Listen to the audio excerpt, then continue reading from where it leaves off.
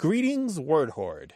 We're here with an exciting option for you, a version of our podcast without any ads. That's right. No advertising interruptions, just the content you love, ready to go in your favorite podcast apps like Spotify and Apple Podcasts. It's another way to support the show, ensuring that we keep bringing you the word stories and language explorations that you love. Try it at waywardradio.org/ad-free. And it's affordable. For just a small subscription fee, you can enjoy A Way with Words uninterrupted, except by us. Plus, it makes a great gift. Know somebody who loves language as much as you do? Give them the gift of words. Easy to sign up, easy to enjoy. It's the same A Way with Words, just streamlined for your listening pleasure. Go to waywardradio.org/ad-free. Support us, support the show, and enjoy an ad-free listening experience. waywardradio.org/ad-free. Thank you. As you probably know, we make A Way with Words available to everyone, totally free of charge. But producing it, now that takes money. Studio costs, editing, and staffing are just a few of the things we have to pay for. So do your part. Go to waywardradio.org/donate. Give whatever you can to keep this show going strong. And guess what? Thanks to a generous challenge grant from Jack and Caroline Raymond, your donation goes twice as far through the end of the year. They'll double whatever you give. It's a 2-for-1, but you have to donate before the end of 2017 to activate the challenge grant. Thanks. You're listening to A Way with Words, a show about language and how we use it. I'm Grant Barrett. And I'm Martha Barnett. Grant, I have a short list here of some words in a particular category, and I wondered if you could guess what the category is. Okay. All right. 3 terms: brickfielder, simoom, and snow eater. Let's see where your mind goes. Brickfielder, simoom, and snow eater. Mm-hmm. Good question. The middle one doesn't sound like English to me. Correct. Don't know what it is. Snow eater. What's a snow eater? Mm-hmm. I don't know. Terms used by Canadians in Inuit country. I don't know. That's not a bad guess. No, you always say that. I know, even I when do. I'm completely wrong. What is it? Okay, well, let me give you a hint. A snow eater is also a Chinook. Oh, types of salmon. Types of fish? Oh, well, it could be, but it's types of winds. Types of winds, Oh, exactly. that's right. Isn't like that haboob. cool? Yes, exactly. And Doritos. that's right. And your ear was very good about simoom, which comes from Arabic, which it has to do with a dry, hot, suffocating wind that goes across the African and Asiatic deserts. That's cool. And so the first one?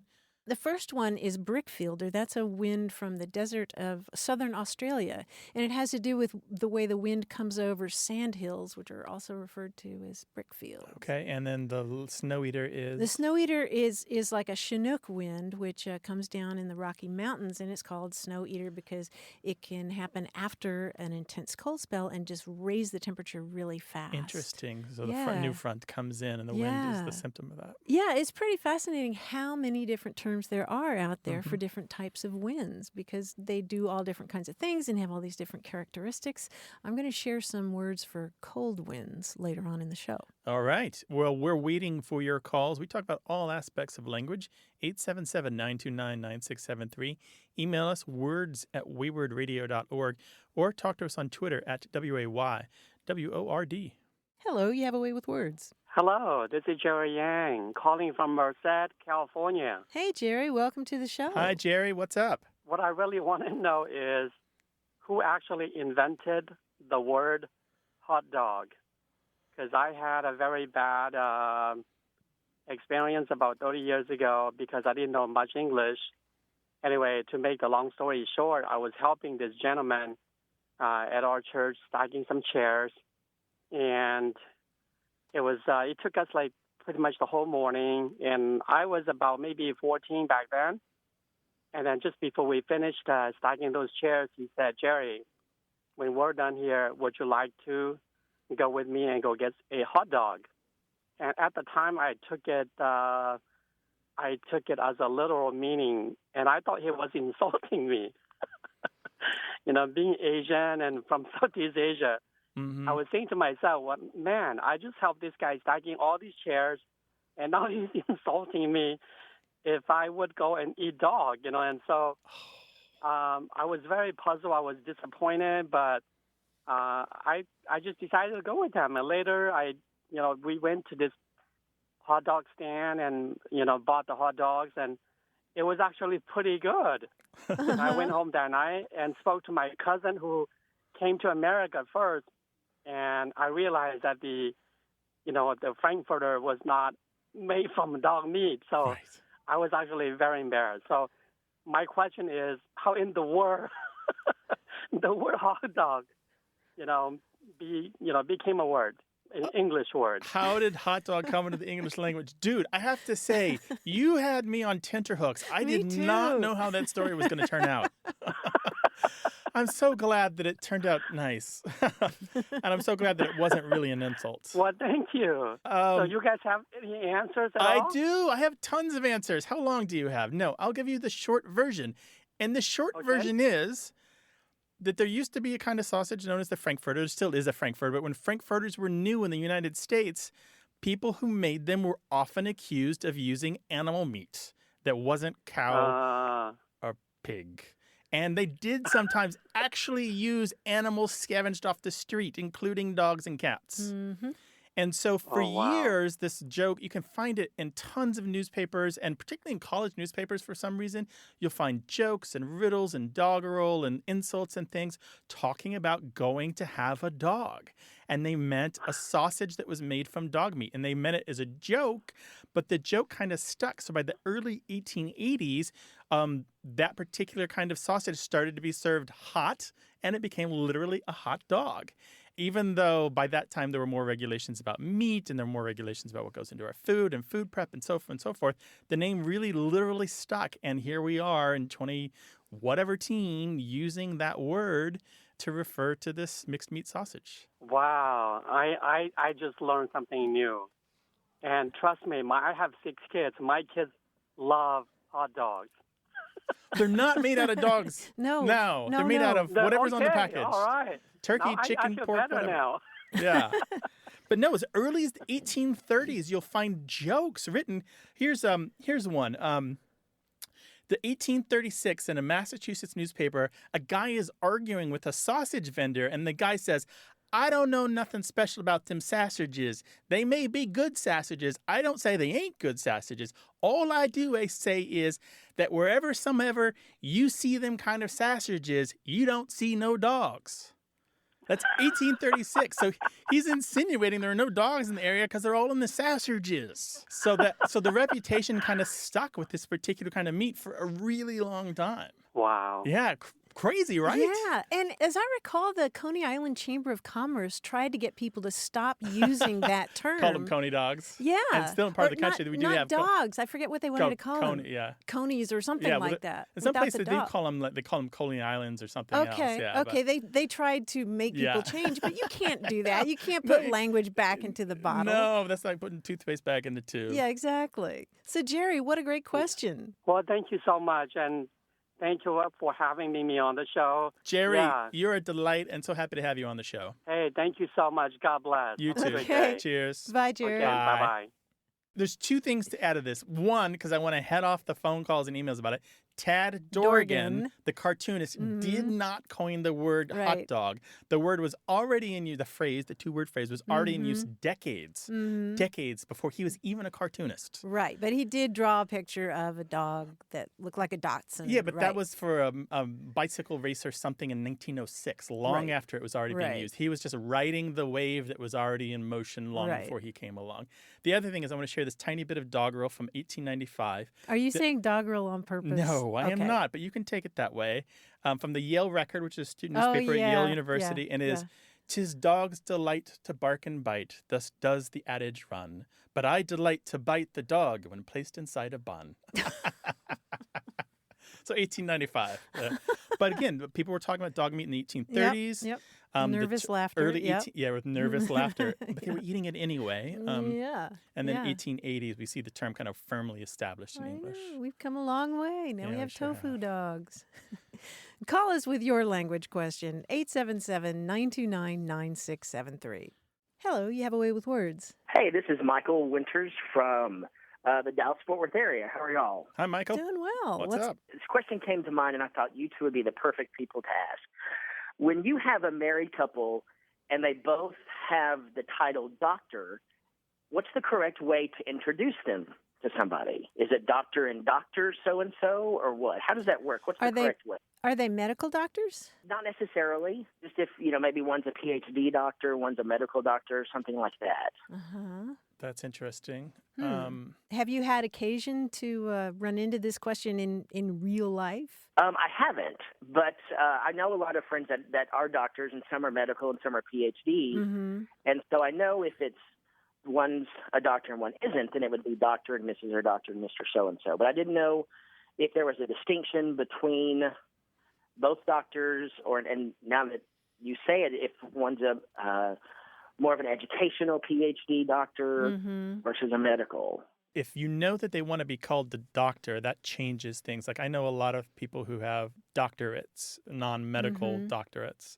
who don't want to be called doctor. And if they're called doctor, it's only in very formal academic settings. Yeah, I was going to say my dad had a couple of doctorates in theology and philosophy, and my mom had a doctorate in education, and so they refer to themselves as a paradox. Wah, wah, wah. Now you see where she gets it. Yeah.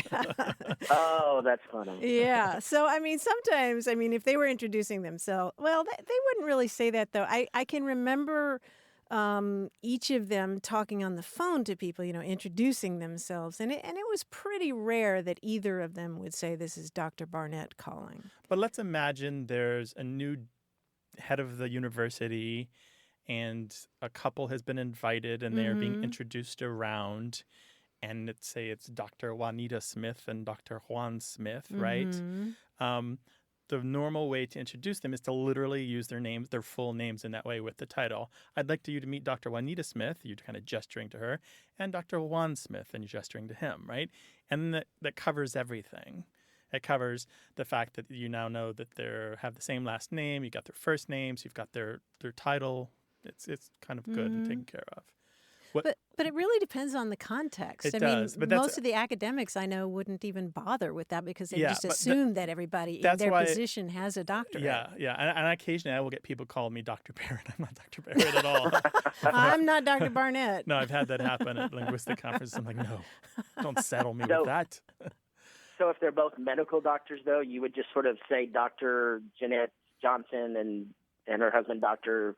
Frank Jones, or how that would work. That be more the appropriate That's way right. to do that? Yeah. And in doing that way, you give them their separate identities. My wife and I run into this because she kept her maiden name, as they say, and so anytime we are introduced, it's her full name and then my full name, because just Mr. and Mrs. Barrett just doesn't cover the bases, and Dr. and Dr. Smith doesn't cover the bases either. Okay, well, that kind of answers my question. And like I said, now that I know, I'll probably run into that situation. Just kind of seems how my life works. So, yeah, I appreciate your time. And I listen to your show every week. Love it. Well, let us know if you run into that situation and how it turns out, okay? Yeah, it's a big morass. Everyone left angry. No, I don't know. I sure will. I appreciate it very much. Thank you, Michael. Take care. All right, thank you. Bye. Bye-bye. 877-929-9673. Email words@waywardradio.org.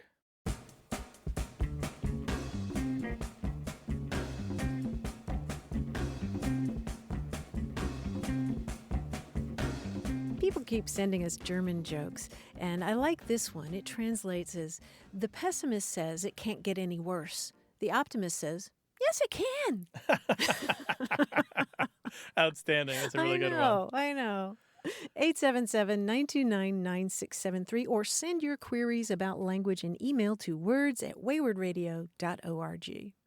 This is a show about language examined through family, history, and culture. Stay with us. Support for Away with Words comes from Hello Talk, a language exchange community where you chat with native speakers to practice any language. With the Hello Talk app, you can explore new cultures at hellotalk.com/words. You're listening to Away with Words, the show about language and how we use it. I'm Grant Barrett. And I'm Martha Barnett, and joining us now on the line is our quiz guy, John Chinesky. Hey, John. Hey, Martha. Hey, Grant. Hey, bud, what's up? I don't know if you guys know, I have a BFA in drama from NYU. What? Okay. Yes, that's Nice. my degree. Really? So I know a little bit about Broadway and acting. Just saying. Okay. Now, you got to be very careful when you work on Broadway. You know, you've seen those marquees with all the lights. You know, they're really up high, and if you put up the wrong letter, boom, you're doing a different show. Right. For instance, you change just one letter on a marquee, and the next thing you know, you're working on a show about a former lady sharpshooter who now works at McDonald's. That's right. It's Annie, get your bun. Bun, yeah. And now you have to work on that show. So let's use this quiz as a little cautionary lesson. I'll describe a show, which is a famous musical with just the first letter of one word changed. You tell me the title of the terrible new musical, okay? Okay. Ready. Let's hear All it. right, here we go. A fancy professor makes a bet that he can change a lowly shampoo girl into the top stylist at a salon. My My Hair Hair Lady. Lady. My Hair Lady, I yes, would very watch that good. one, by the way. I would watch all of these. I'm better. Sure. In this DC Comics theatrical universe musical, Batman must solve perplexing conundrums as he spends the night chasing one of his most quizzical foes high above the streets of Gotham City. Well, quizzical, so it's a Quizzical. Riddler or the Joker. Yeah. Think of a musical, Oh, famous musical. Riddler on the Roof. That's the one, Riddler on the Roof. Oh. Riddle me this, Batman. This musical is pretty much unchanged. It's about an up-and-coming actress gaining fame while her famous lover self-destructs, though not from alcohol. He's just really, really tired. The Kind of Star is threadbare. Bore. No, No, he's really Close, tired. close. He's really tired, so it's he's faint. kind of The Star is threadbare. worn. Yes, a star is worn. Star is worn. He's just so tired. Disney will probably pick up this anthropomorphic adaptation of Romeo and Juliet that features star-crossed birds that belong to rival flocks. Oh my goodness. So, West Side Story Ooh, becomes rival birds. Now, if I change Nest, the last... Nest Side Story. Yes, Nest Side Story. Now, if I change the last letter, it could be West Side Stork, but it's not going to be that. I can tell you that like much. that. That's the sequel. stork against the Right, Stork, West Side. This is the simple story of a dog who learns to play the piano, write some songs, and win a Grammy. In Austria.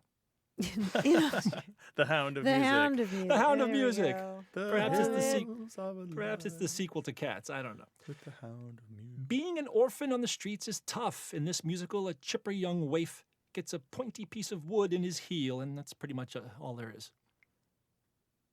It's not Oliver. Sliver Twist. Sliver. Sliver is right. Sliver. Well, now see, Oliver Twist Sliver. was the book, or Ah. Sliver Oh yeah, Twist is the Sliver. book. Sliver. But Sliver with an exclamation Right. point. I like That is it. the musical. Yeah. Very well done.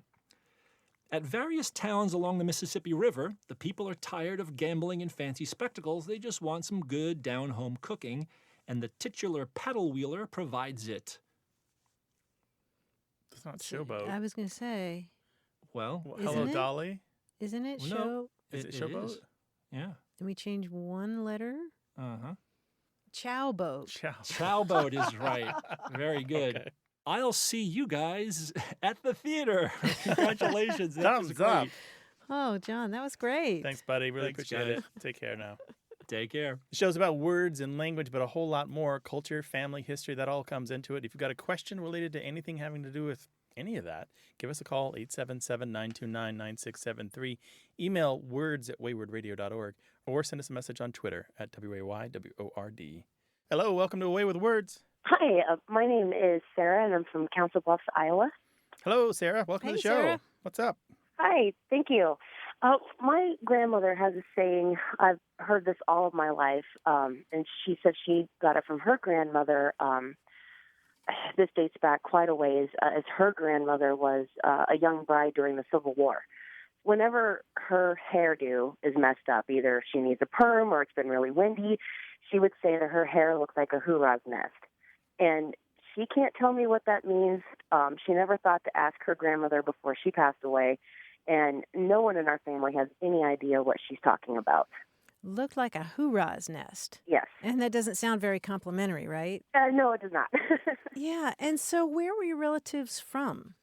During the Civil War, they lived here in Council Bluffs, Iowa, and down to Manhattan, Kansas. And prior to the Civil War, they resided from Pennsylvania. Legend goes they're Pennsylvania Dutch. Okay, very interesting. Yeah, we've seen variations of this, like Hurrah's Nest, Hurrah, Hurrah's Nest or Hoorah's Nest, and it's mainly sort of down the eastern seaboard, New Jersey, Maryland, D.C., North Carolina, Georgia, and Florida, and we don't really know what a hoorah is. I would guess it would be some kind of bird, right? But, did you have an image of anything in your head when they said this? Pretty much pictured a bird's nest on top of her head. Sometimes when she was desperately needing a perm, her hair is pretty wiry. It kind of resembled a nest. Yeah. Well, that's great. Well, it has a long tradition. I mean, it goes back a couple hundred years, right? I found it as early as 1817. There you go. And actually, Henry Wadsworth Longfellow actually used it in his journals when he was talking about a queer-looking Dutchman with a head like a hoorah's nest. And he had it in quotes, so we are guessing that it's earlier than his journals. Yeah, usually when people call a word out with quotes, it means that they're either they recognize it as an exceptional term. Mm-hmm. Well, that'll please my grandmother. She's been quoting Longfellow. Yeah. He used it in 1829 in his journals that were published by his brother after he died. Okay, well, that would be about the time my great-great-grandmother would have been a young woman, so that makes sense. Mm-hmm. Yeah. And you can use it for things besides hair. I mean, if you have a teenager with with a room.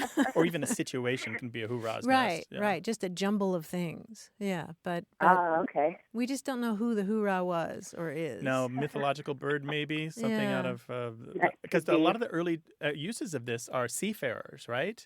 Yeah, and there's one particular definition given in some dictionaries which says something about a tangle of debris blocking a path or something like that. Right, or like ropes on the deck, something like that. Yeah. Hoorah's nest. Yeah. Huh. Well, that's really interesting. Thank you. Our pleasure. We're Thanks glad for to calling, help. Sarah. Bye. Hoorah. Give us a call, 877-929-9673. Hi, you have a way with words. Hi, my name is Dylan. I'm calling from San Diego, California. Hey, Dylan. And I have a question that I've been asked a lot lately, and it's regarding to I am transgender and gender nonconforming, and a lot of my friends who are having kids right now keep asking me what they should be referring to me as, because they want to either use a term like aunt or uncle, but they're looking for a gender-neutral term for aunt or uncle. And I was wondering if you have a response or something I can tell them. Oh, what a good question. Good question. Do you have a preference? I prefer something gender-neutral because I am gender nonconforming. I go by they, them, theirs pronouns, and I don't really know what to tell them, which is why I'm reaching out to you guys, because I figure you might know. Yeah, there have been a bunch of proposed terms. None of them, unfortunately, have caught on, though. Just like the gender-neutral pronouns, there have been so many proposed, and hundreds have been proposed over the centuries, and the only set that really has stuck is they, them, their, so forth, is gender-neutral. So a plural pronoun now used as a singular. The best one that I've seen is in a journal article written by Neville Goodman. He's a British fellow, British Journal of General Practice. And he proposes piblings because you take the P from parent and the ibling from some other proposed familial relationship terms that have been kind of getting some popularity, which is the term for nieces and nephews. I don't know if you ever heard nibblings or nefflings or nieflings. Yeah. And so he's proposing pibbling as kind of a T? P as in pocket or Paul or Polly. Okay. Yeah. So pibbling. So that sounds really cute. It is, yeah. but then would a kid say my pibbling Dylan? Maybe that was That was my next proposal is, can you just simply get them, you know how sometimes kids will come up with a cutesy name for grandma that sticks? Maybe the kids need to come up with a name for you. Maybe it'll be different for every family. Yeah, that's kind of what I was leaning towards, because growing up I couldn't pronounce like grandma or grandpa, so I went with papa and nanny, which I don't know where I came up with that. But and I know a lot of gender-neutral parents who are having their kids call them baba and stuff like that, but that's more of like a parent endearment term. So when it comes to like aunt or uncle, I was kind of and baba is used. Know what to say. Baba means father in some languages too, which adds more confusion to it. Yeah. I would love to throw this out to our listeners and see, because I'm sure that other people have been facing the same question. Yeah, we'll find out if other people have a gender-neutral term for somebody who doesn't want to be called aunt or uncle, but they still want the kind of like the relationship, really the helpful. familial title of it. Yeah. The other thing I would refer to, Dylan, is there's a Tumblr called Gender Queries, Queeries, and they asked the question on there for gender-neutral terms for aunt or uncle, and they have, looks like about 10 different sets of possible terms to use with some notes about, you know, maybe they mean something in another language, but look for that. So Gender Queries Tumblr, and look for aunt and uncle, and you'll probably find it. All right. Well, thank you so much. Yeah, I really appreciate you having me on. Yeah, thanks for calling. Thank you. Bye-bye. All right. Take care. So some of these terms don't really work, like let's hear uncle, which is a blend of the two words, uncle, and some say just say cousin, or I don't like TT, which is too close to a word for a woman's breast, ZZ, which means penis in French, and Nini, Bibi, auntie. I don't know. It's tough because I want a word that goes before Dylan, you know, and is an affectionate word, right? And I've loved for many years the word nieflings for nieces and nephews, the collective, and I'm wondering if neef would be a word for the neef. Yeah, neef Dylan. Neef Dylan kind of sounds like Neve or some other female names. Yeah, it's a hard one. If you know of a good word that's being used in your community or in your family for someone who doesn't want to be called aunt or uncle but has that status as sibling to the parent, let us know. 877-929-9673.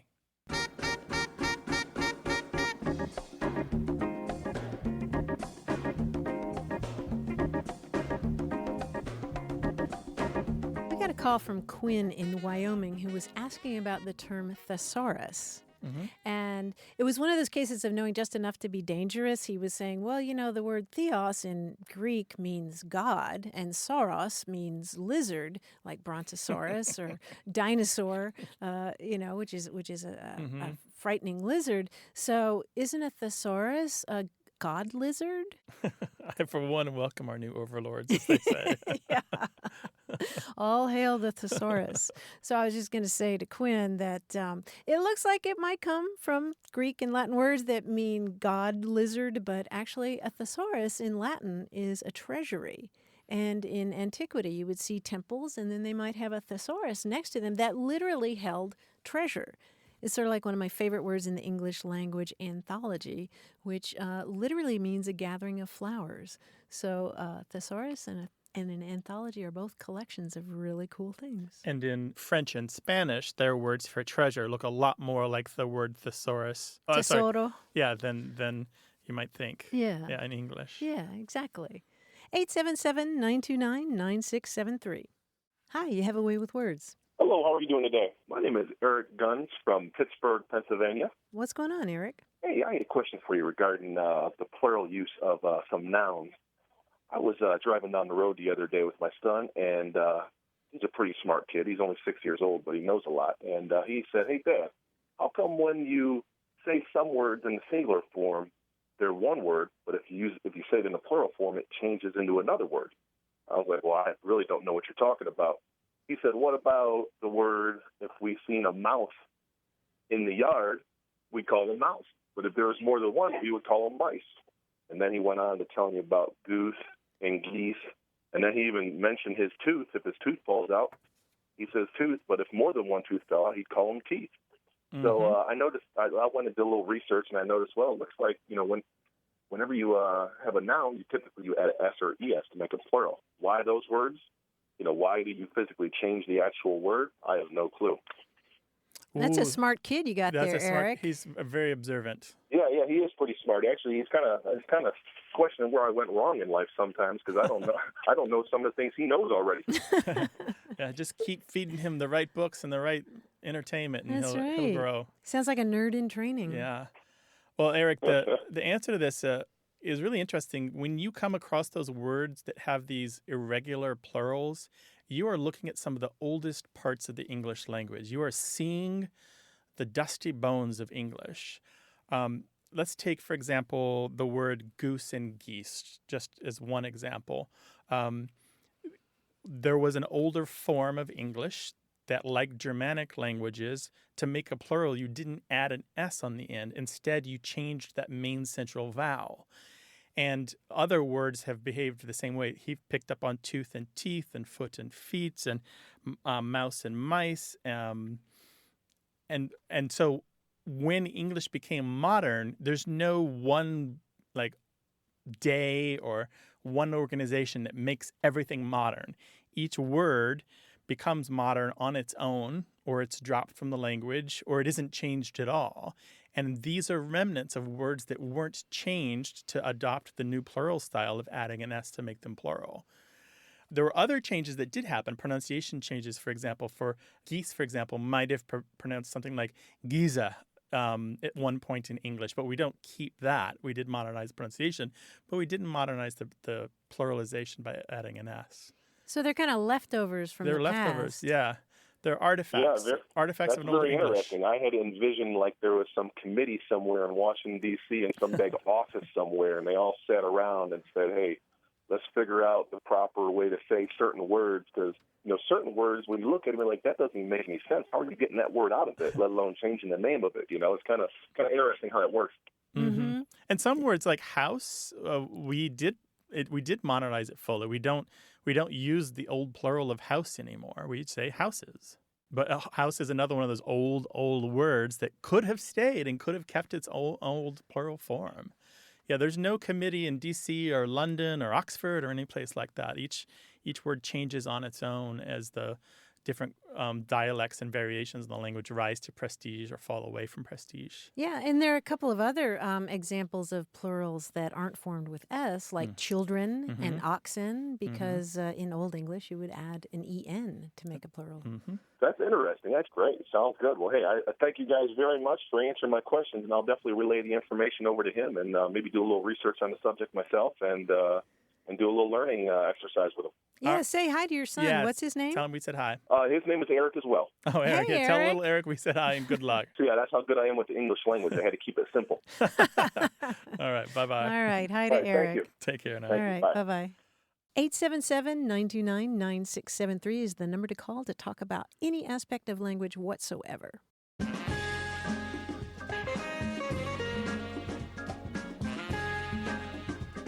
We were talking earlier about names for hot winds, and it turns out that there are some really great names for cold winds as well, or cool winds like doctor. Have you heard the word doctor used in terms of wind? How does that come about as a name for a cool wind? It's the kind of wind that supposedly brings good health. Oh, interesting. Yeah, like a Cape doctor on the South African coast, or a Fremantle doctor, which is a cooling sea breeze in Western Australia, often made note of during hot summertime cricket matches. Interesting. The doctor wind. Yeah, and there's another one, the barber wind, which is just generally applied to wind that is so cold that it's cutting. Oh, I see. I thought it was so strong it took your toupee off. Well, yeah, some people say it's, it freezes on contact with objects and would take your beard off and your hair, as you say.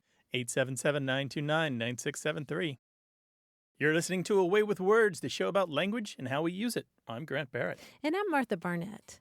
The magpie is a really striking-looking bird. It's got black feathers, and it's got a patch of white on either side, and then it's got these other feathers that are sort of this iridescent blue-green or bronze green, and it has an exceptionally long tail. And, magpies are known for going around and picking up lots of things or turning things over to find things to eat, and they seem pretty indiscriminate in the way that they eat. And the Latin word for magpie, pica, gives us the English word pica, which is the term for, as you know, eating things that aren't normal foodstuffs. Like a lot of times pregnant women crave mud or dirt. Right. They eat clay or soap, something like that. But anyway, I've been thinking about magpies a lot because of a poem I read by Jessica Goodfellow. She's a poet who was an artist in residence at Denali National Park in Alaska. The National Park Service has an artist in residence program. That's where, cool. where a poet will go and stay in a national park for a while and write poetry about it. And she wrote this poem about a magpie that I absolutely loved and wanted to share with you. The magpie drags my gaze around, a teeter-totter of blue and black, a wink of stark white epaulet, crazed glass wings, a sheen of green, a swaggering wand of opal tail. Then with a shake of lacquered beak and a fling of fingery wings, is gone. And you have to see this poem, too, because the is gone is way over on the other side. Gotcha. And it just, I think it's a poem that should be taught in high schools. It I think sounds it's exactly like a magpie. Doesn't it? Yeah. Yeah. That's And cool. just like an imagist poem, sort of a William Carlos Williams type of thing. Nice. I also loved the crazed glass wings because, crazed glass is that kind of glass that's all crackly. And it's got meant all to those, be, right? Yeah. And the word craze is also used in dentistry when you're talking about enamel that's cracked on your teeth. That's crazed. And it's related to our word crazy. It has to do with the idea of shattering, cracking. Something that's not whole anymore. Yeah. Got these fissures. And the poem again? It's called The Magpie. It's by Jessica Goodfellow, and you can find it if you just Google those words. Okay. 877-929-9673, or send everything you want to know about language to us in email to words@waywardradio.org, or talk to us on Twitter at WAYWORD. Hello, you have a way with words. Hi, this is Sally, Welcome, Sally. Where are you calling us from? Portage, Wisconsin. Sally, what's on your mind? What can we help with? 18 years ago, I was in massage school, and we had a teacher who had immigrated to the States from Central Europe.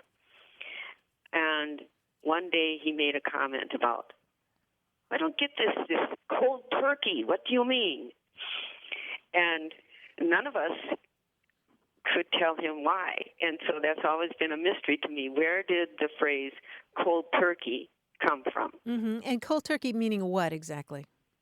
As I understand it, like, that person quit smoking cold turkey. It's like a person quits what they see as a not good habit, and they're doing it without any help, like, for smoking, like they're not doing it with a smoking patch or something like that. Right. They just suddenly do it. yeah. Without preparation. Without preparation, right. Right, or any kind of assistance. They go cold turkey without a warm-up. All right. Hold on. I'm not going to go very far with this, actually. What's really interesting about cold turkey, it's got a history going back to about the 1890s, and when it first comes up, it's almost exclusively used in boxing. It's talking about a fighter quitting a match cold turkey, or somebody bad-mouthing somebody else and just like stopping the argument cold turkey. And it's not until the early part of the 1900s that we start to see it being used among people who are trying to quit alcohol or drug use. And over the years, the use of cold turkey to refer to quitting drugs has become more prominent. But there's still many uses of where we might say, I quit something cold turkey that has nothing whatsoever to do with drugs. And you said something that's exactly right. It has to do with quitting something that you see as bad for yourself. Like you can quit a relationship cold turkey, or you can quit a job cold turkey, or you can just change your mind and say, on the highway, go in a different direction cold turkey. And you can find zillions of examples of this. But the first uses that we know suggest that it came up as boxing slang, which is pretty interesting. Yeah, that is interesting. So why turkey and why cold? Well, there's two things happening. We often talk about doing something cold, and it does mean without preparation or warm up or any kind of, and that's the use of cold is probably what's happening here. But the turkey is where we run into some difficulty here.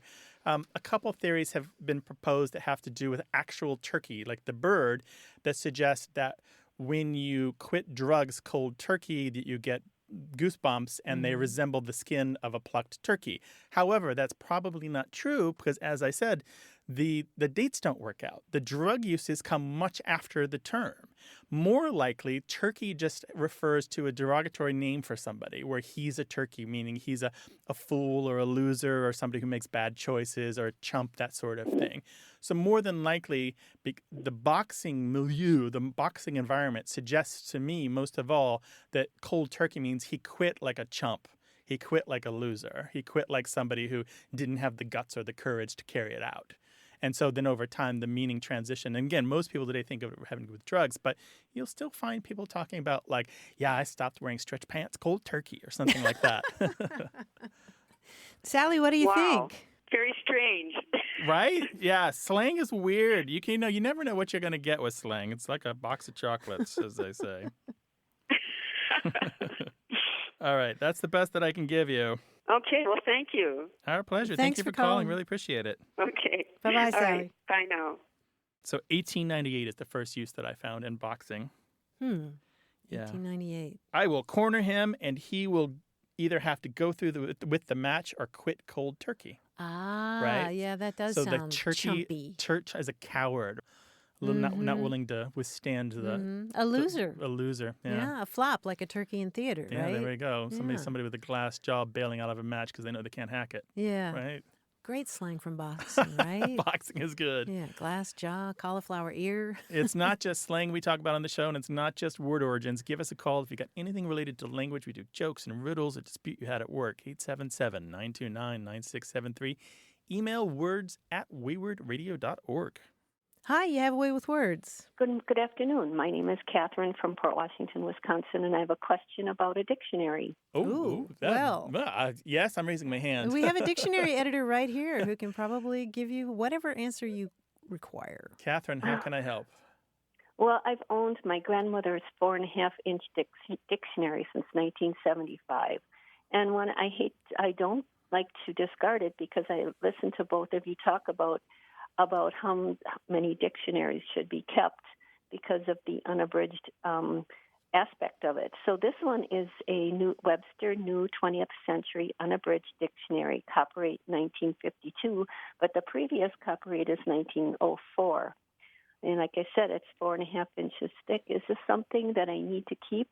Do you have it on a dictionary stand, or where do you keep it? It used to be on a podium, but I just have it on a shelf in the closet at the moment. Mm-hmm. That's a really good question. So a 1952 copyright date on that.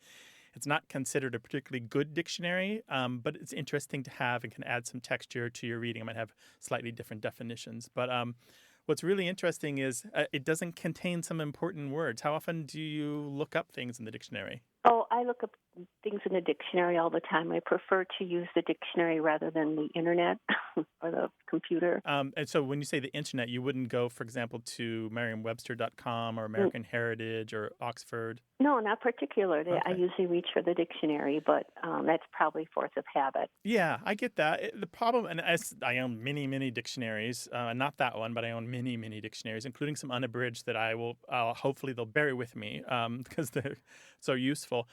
But I should say the problem with this is it's not going to have a ton of language in it. It's missing the word internet. You probably don't need to look that up. It's missing the modern word computer. It probably has the definition of computer, meaning a clerk who adds up numbers rather than the machine computer. It's talking about the person computer. It's missing a huge number of scientific terms that reflect the developments that have happened in every field of science since the 1950s. Oh, I'm sure that's true. Do you ever find it is an unabridged edition, though? Yeah, but even unabridged dictionaries that only have a small percentage of all the English that there is, do you find that it doesn't have words that you're looking up? Sometimes, yes. Yeah. And I have a couple other dictionaries on my shelf, and I'll refer to them, and I will find them in there. Okay, good. Are your other dictionaries newer? Yes, they're newer. Okay, well, that's good news. I would say if you were just depending upon the 1952 dictionary, that you would definitely need something more current. The one that I usually recommend for completeness sake is the American Heritage Dictionary.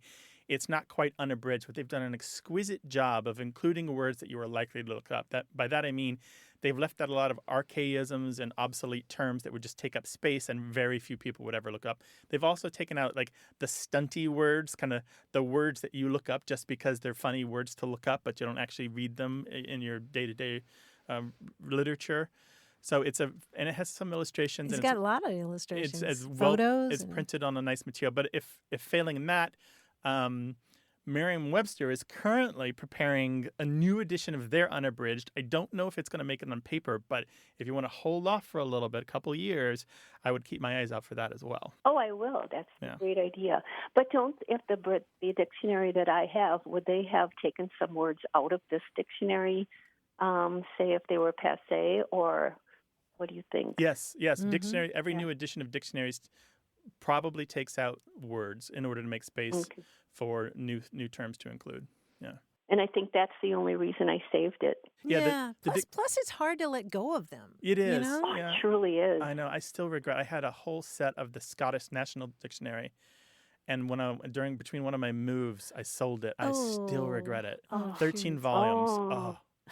Well, it's got a beautiful cover, and it's just not like books you find today. And like I said, it stood on my grandmother's podium, and she would actually every day she would close the dictionary and just with her eyes closed, open the book dictionary and point her finger at a word and use that word for the day. Oh, that's nice. That's lovely. Nice. I've sort of taken that on myself at times during these years.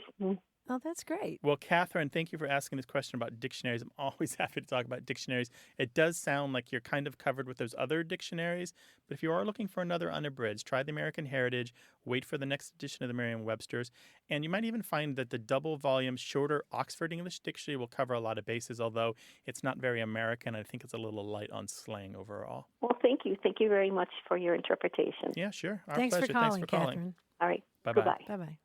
There should be a word for how you feel after you give away a dictionary. And, kind of have regrets. It's like giving away kittens from a litter. Right? It's the same feeling. Yeah. It's kind of like there's a place at the table that, And you call them and say, can you send me pictures of my dictionary? Right. I want to see it being used. 877-929-9673. Email us words@waywardradio.org.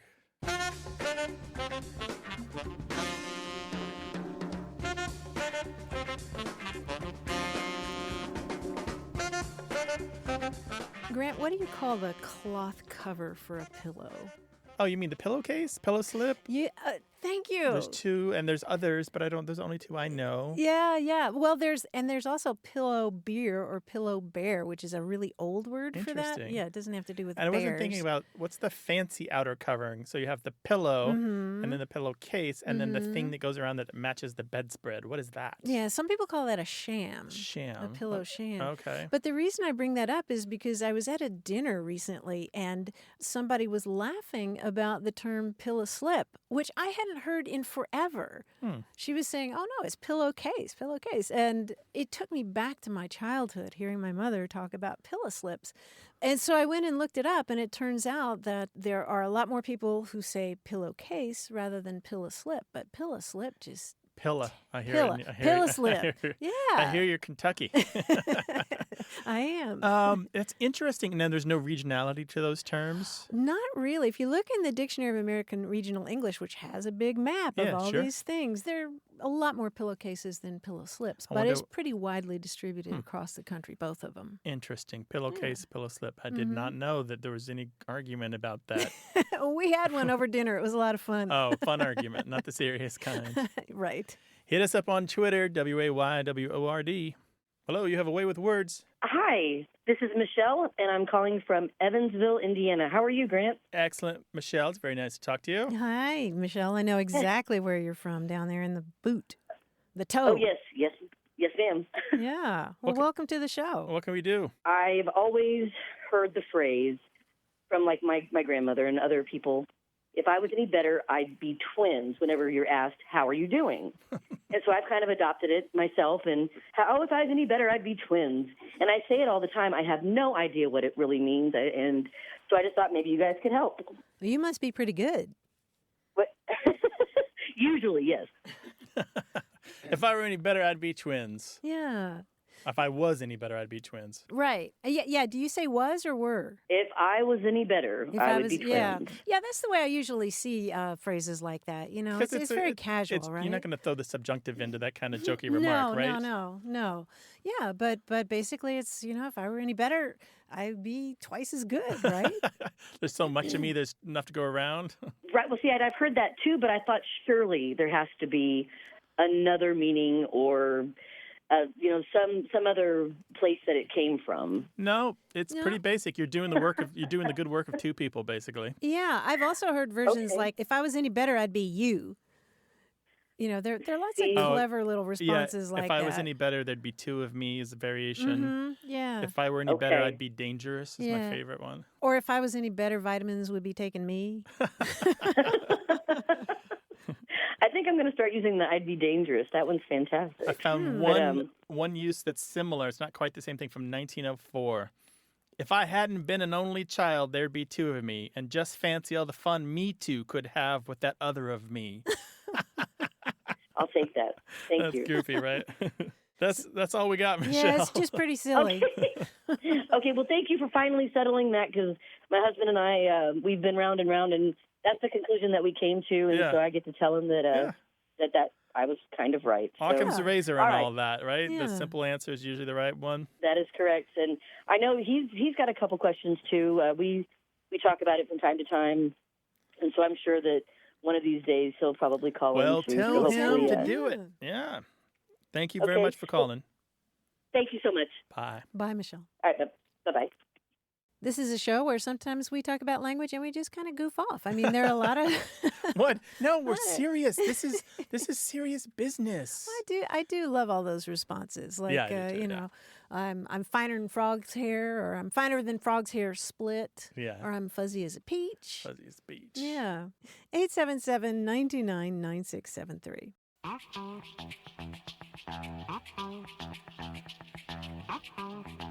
I met somebody from New Zealand the other day who taught me a Maori word that she grew up with, and it's kapai. Do you know this? No, I don't know that one. Kapai, kapai. It means good or fine. And how do you use it? Just as like an assertion when somebody else is talking, or I feel kapai, or kapai, just good. That's great. Oh, I see. Kapai. Right. That's wonderful. Kapai. Yeah. 877-929-9673. Want more Away with Words? Listen to years of past episodes at waywardradio.org, or find the show in any podcast app or on iTunes. Our toll-free line is always open, so leave us a message at 877-929-9673, and we'll take a listen. We love to get your messages at words@waywardradio.org, or hit us up on Twitter at WAYWORD, and look for us on Facebook. This program would not be possible without you. Grant and I are out to change the way we listen and think about language, and you're making it happen. Thanks also to senior producer Stephanie Levine, director and editor Tim Felton, director Colin Tedeschi, and production assistant Emma Kelman in San Diego. In New York, we thank quiz guy John Chinesky and that master of keeping it real, Paul Ruist at Argo Studios. Away with Words is an independent production of Wayward Inc. From the Recording Arts Center at Studio West in San Diego, I'm Martha Barnett. And I'm Grant Barrett. So long. Bye-bye.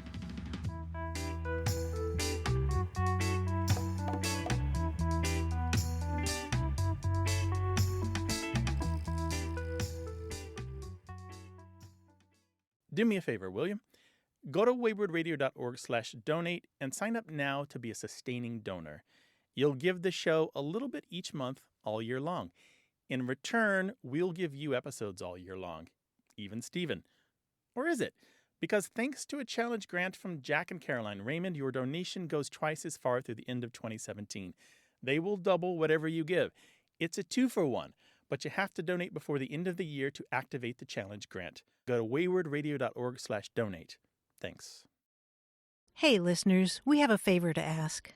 We'd love for you to fill out our listener survey at gum.fm/words. Your feedback is crucial. It's quick, and it helps us make our show even better. It shapes our show, helps us plan, and ensures we're bringing you the content you love. That's gum.fm/WORDS. Thanks for being a part of what we do. Thank you.